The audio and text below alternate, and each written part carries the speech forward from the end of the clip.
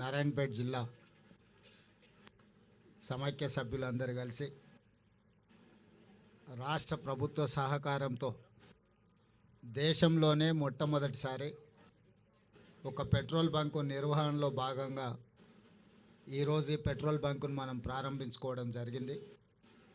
ఈ కార్యక్రమానికి పెద్దలు దామోదర్ రాజనరసింహ గారు, పెద్దలు జూపల్లి కృష్ణారావు గారు, పొంగులేటి శ్రీనివాసరెడ్డి గారు, మా అక్క సీతక్క గారు, పార్లమెంట్ సభ్యులు డికే అర్ణమ్మ గారు, స్థానిక శాసనసభ్యులు పర్ణిక గారు, శ్రీహరి గారు, శంకర్ గారు, వంశీకృష్ణ గారు, చీఫ్ సెక్రటరీ గారు, ఇతర అధికారులందరూ ఈరోజు ఈ కార్యక్రమంలో పాల్గొని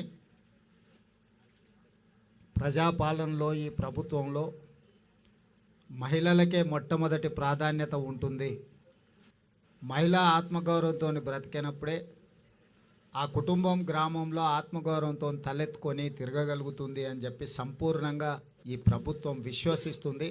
అందుకే ఈరోజు మహిళల్ని తమ కాళ్ళ మీద తాము నిలబడి 10 మందికి చేయుతను సహాయాన్ని అందించే విధంగా ఈరోజు ప్రభుత్వం ప్రణాళికలు తీసుకుంటుంది.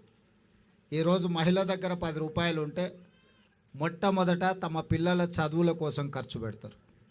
ఆ తర్వాత పిల్లలను ఎదగడానికి, పిల్లలు ఆరోగ్యవంతంగా ఉండడానికి, వాళ్ళకు ఒక సంస్కారం నేర్పడానికి ఖర్చు పెడతారు.